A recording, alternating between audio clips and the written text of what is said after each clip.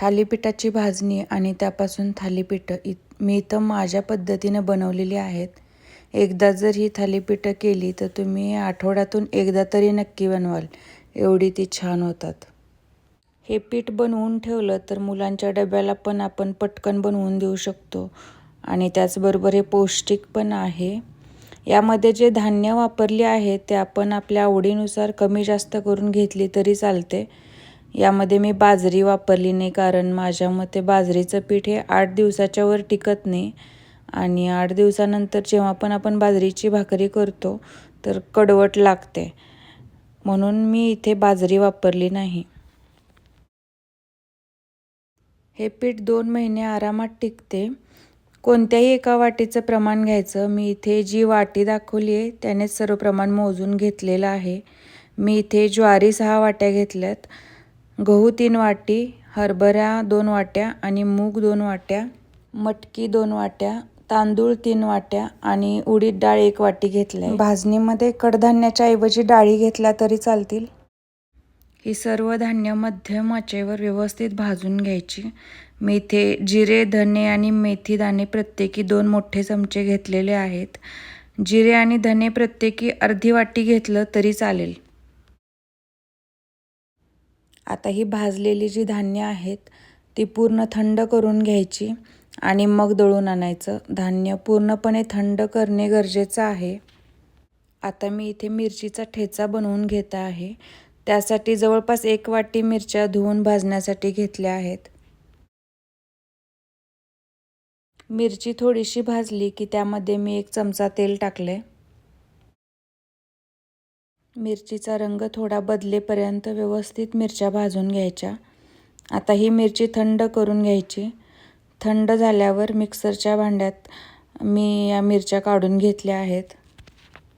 यामध्ये मी 20 ते 25 लसणाच्या पाकळ्या, कोथिंबीर आणि चवीनुसार मीठ टाकून जाडसर असं वाटून घेतले. ठेचा एकदम असा बारीक नाही करून घ्यायचा, असा जाडसर ठेवायचा. मी इथे एक दुधी भोपळा घेतला आहे.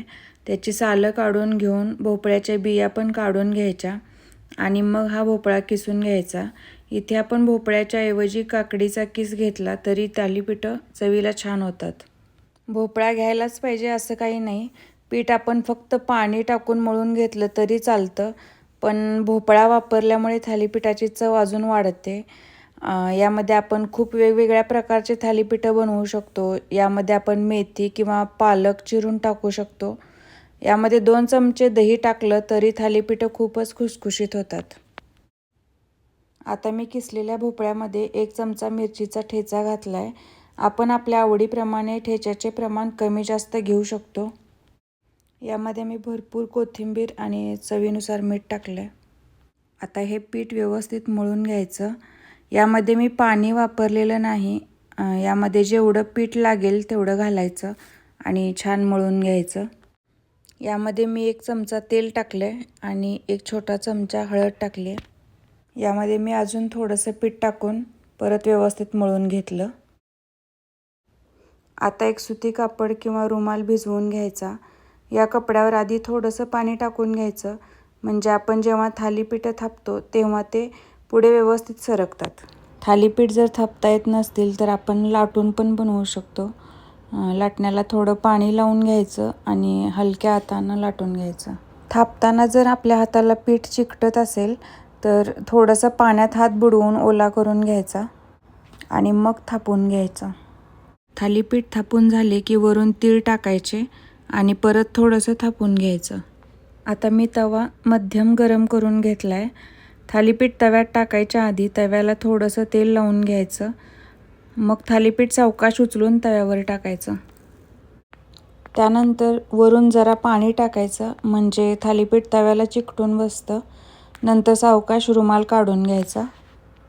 आता थालीपीठ दोन्ही साईडनं व्यवस्थित खमंग असं भाजून घ्यायचं. दोन्ही साईडनी तेल किंवा तूप लावून व्यवस्थित दोन्ही साईडनी भाजून घ्यायचं. आता हे थालीपीठ तयार आहे. आता मी हे काढून घेते आणि याच पद्धतीनं सर्व थालीपीठं करून घ्यायची आहेत.